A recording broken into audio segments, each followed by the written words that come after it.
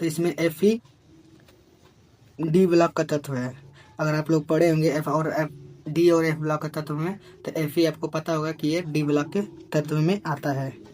ठीक, D block के तत्व में आता है। दूसरा क्वेश्चन ख दिया है आप लोग का, अधिकतम ऑक्सीकरण अवस्था प्रदर्शित करने वाला विन्यास है। इसमें पूछा है आप लोग से, ये जो ऑप्शन दिया है 3D 3, कामा दिया है 4s2, 3D 5 4s2, 4 ऑप्शन विकल्प दिए आप लोग को। इस विकल्पों में से पूछ रहा है अधिकतम ऑक्सीकरण अवस्था प्रदर्शित करने वाला विन्यास कौन सा है। तो इसमें आपका हो जाएगा सही आंसर सेकेंड वाला ऑप्शन, सेकेंड सही हो जाएगा, क्योंकि 3D 5 कामा 4s ये अधिकतम ऑक्सीकरण अवस्था प्रदर्शित करने वाला विन्यास कहा जाता है। ठीक, आगे दिया है ग हम लोग का, किसी भी गैल्वेनिक सेल में लोड सेटू को हटा देने पर सेल का वोल्टेज क्या होता है। अचानक शून्य हो जाता है, कि धीरे धीरे घटता है, कि तीव्र गति से बढ़ता है, कि अपरिवर्तित रहता है।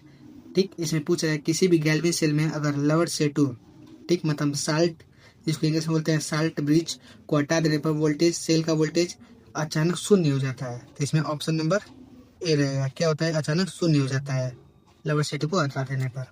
चौथा हम लोग का पूछा है, चौथा क्या पूछा है अंक वाला, मानक हाइड्रोजन इलेक्ट्रोड विभव होता है। इसमें पूछा है मानक इलेक्ट्रोड विभव कितना होता है, तो वो 0.0 वोल्ट होता है। क्या होता है, 0.0 वोल्ट। ठीक, आगे दिया अंगा सूत्र के बराबर ए माइनस ई ए अपान आर टी के लिए सत्य कथन है। ठीक, इसमें पूछ रहा है के साम्य स्थिरांक है, नहीं ये गलत बात है। आर रीडबर्ग नियतांक है, ये भी गलत है। ए अधिशोषण गुणांक है, ये भी गलत है। ए संक्रिय ऊर्जा है, जी हाँ, जो माइनस का ए दिया है वो एक संक्रिय ऊर्जा कहलाता है। तो ये ऑप्शन नंबर चौथा इसमें करेक्ट हो जाएगा। ठीक, आगे दिया है जो कि हम लोग का लास्ट MCQ है, ये अभिक्रिया 1/2 ए से 2B, मतलब ये अभिकारक के उत्पाद बन रहा है। ठीक, ए के विघटन की दर और बी के बनने की दर निम्न प्रकार से संबंधित है। ठीक, इसमें आपको दे दिया है और इससे जो बनेगा संबंध उसको बतलाना है। ठीक, तो इसमें आपका हो जाएगा ए वाला, सेकंड वाला करेक्ट आंसर हो जाएगा, -DA/dt बराबर 1/4 BB/dt हो जाएगा। ठीक, MCQ ये आपका एक एक नंबर का आता है, 6 देता है, अच्छे नंबर का आता है। ठीक, अब आगे हम लोग चलते हैं जो कि वर्णनात्मक प्रश्न आएगा लिखने वाला कॉपी पर। ठीक, अब ये दूसरा क्वेश्चन दिया है आप लोगों का, देख लीजिए क्या पूछा है हम लोग को। दूसरा का पूछा है एलिनिन की विभिन्न अनुनादी संरचनाएं लिखिए। ठीक, क्या लिखना है, अनुनादी संरचना लिखना है। 2 नंबर में पूछा है, वेरी शॉर्ट आंसर है, 2 नंबर में छोटा एक क्वेश्चन पूछा जाता है। ठीक, अगर अभी मैं इसका सॉल्व नहीं करा रहा हूँ, पूरे प्रश्न का हल नहीं कराऊंगा। अगर इसका हल चाहिए और PDF चाहिए तो आप लोग कमेंट कर दीजिएगा, आप लोग को मैं PDF प्रोवाइड करवा दूंगा अपने टेलीग्राम चैनल पे। ठीक, अगर इसका सोल्यूशन चाहिए तो आप लोग कमेंट कर दीजिएगा, मैं अलग से एक वीडियो बना दूंगा, इसका पूरा सोल्यूशन कर दूंगा। ठीक, आगे दूसरा ख पूछा है अभिक्रिया के वेग पर ताप तथा सांद्रता के प्रभाव को स्पष्ट कीजिए। ठीक, ये 2 नंबर का रहेगा। ग है K4FeCN6 के जलीय विलयन में उत्पन्न आयनों को लिखिए। इस यौगिक में Fe ऑक्सीकरण संख्या कितनी है। ठीक, इसमें 2 क्वेश्चन पूछा है, उत्पन्न आयनों को लिखना है और इसमें यौगिक Fe जो Fe है इसमें ऑक्सीकरण संख्या कितनी है ये भी बतलाना है। ठीक, ग पूछा है हम लोग का गैल्वी सेल तथा वैद्युत अपघटन सेल में अंतर स्पष्ट कीजिए। ये भी 2 नंबर पूछा है। ये जो क्वेश्चन है ग वाला, ये वेरी मोस्ट इम्पोर्टेंट क्वेश्चन है, क्योंकि बोर्ड एग्जाम में हर बार रिपीट होता रहता है। ठीक, ये 4 5 6 बार ये बोर्ड एग्जाम में क्वेश्चन आ चुका है। ठीक, ये कभी कभी बड़े नंबरों में आ जाता है, 5 नंबर में भी आ सकता है, 3 नंबर में भी आ सकता है। ठीक, तो ये अभी फिलहाल में 2 नंबर में पूछा है। अब आता है हम लोग का तीसरा को पूछा है, ये देखिए न्यूमेरिकल है आप लोग का, 46 ग्राम एथेनॉल को, ठीक, 54 ग्राम एथेनॉल का आप लोग सूत्र जानते हैं।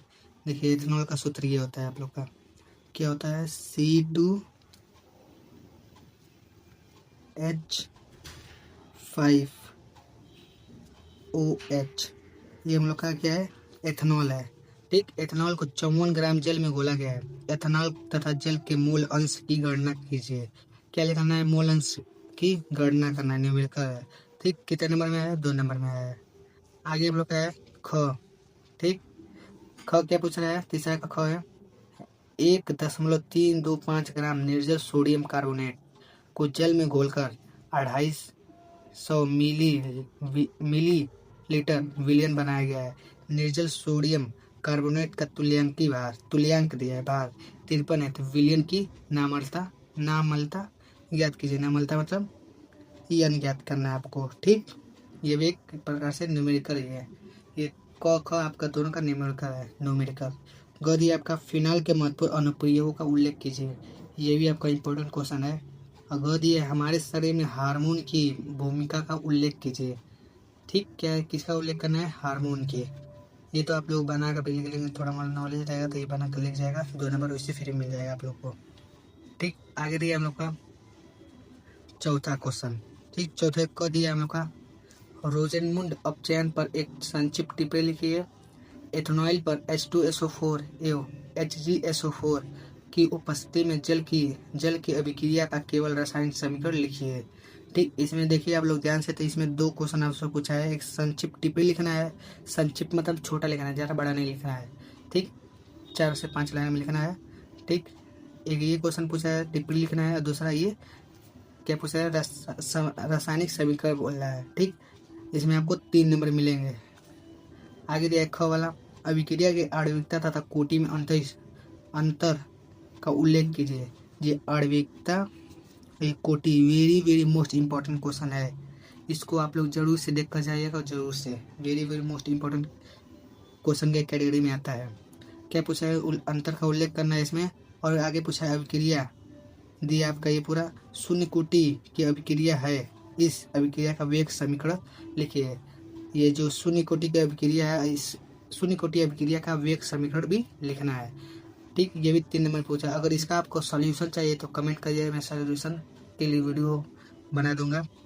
आगे दिया है दो, सेल के विशिष्ट प्रतिरोध तथा चालकता की परिभाषा लिखिए।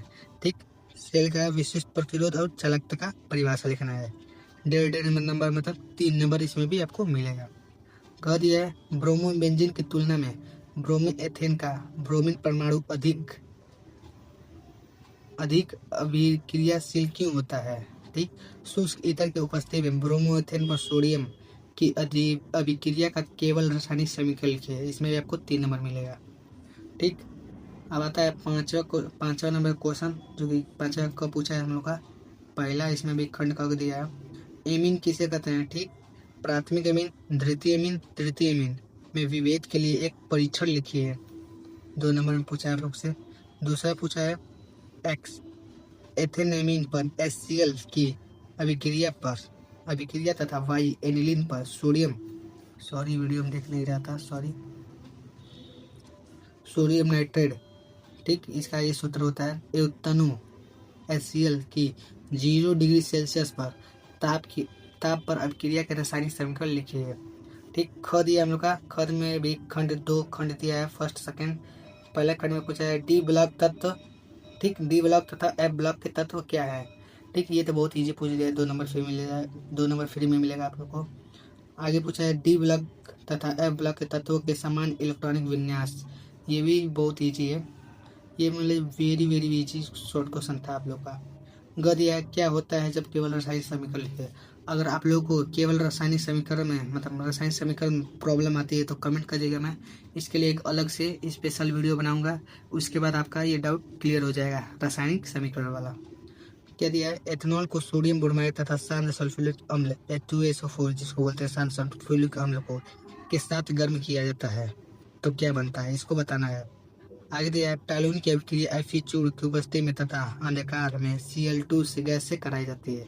तीसरा पूछा है बेंजीन डाई एजोनियम क्लोराइड की जल से अभिक्रिया कराई जाती है। चौथा पूछा है 2 ब्रोमोपेंटेन को एल्कोहलिक के OH के साथ गर्म किया जाता है। देखिए एक नंबर में पूछा है, पर ये बहुत इंपॉर्टेंट है आप लोग को, इसको जरूर से पढ़ के जाना रहता है क्योंकि इससे क्वेश्चन आपको मिलता है बहुत ज़्यादा। कम से 12 के 10 नंबर से इससे क्वेश्चन आते हैं केवल रासायनिक समीकरण वाला। आगे भी दिया हुआ दिखा दे रहा है।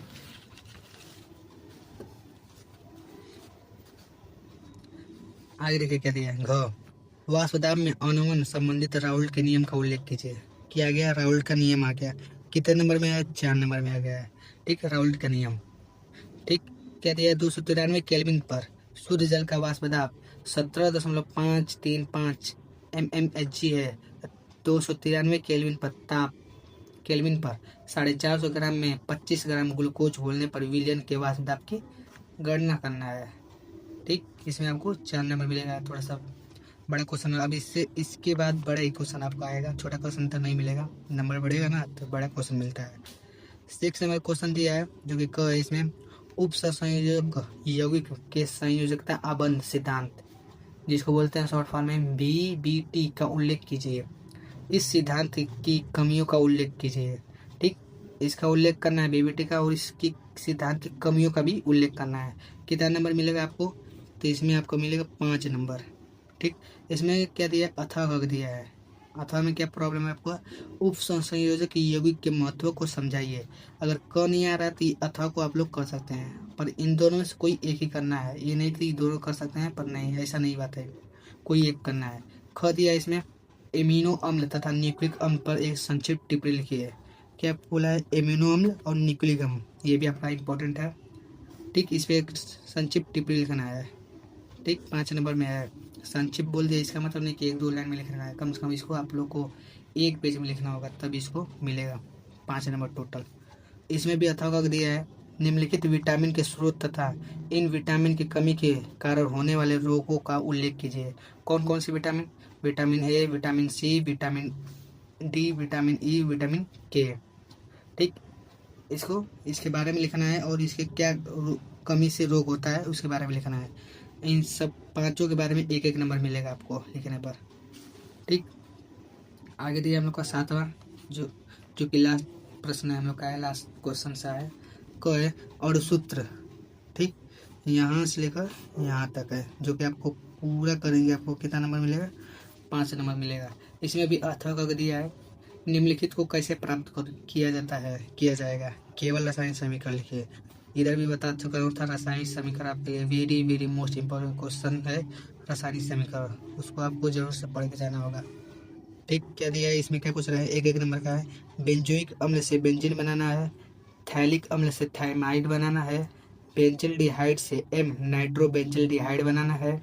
बेंजीन से बेंजीन हाइड बनाना है।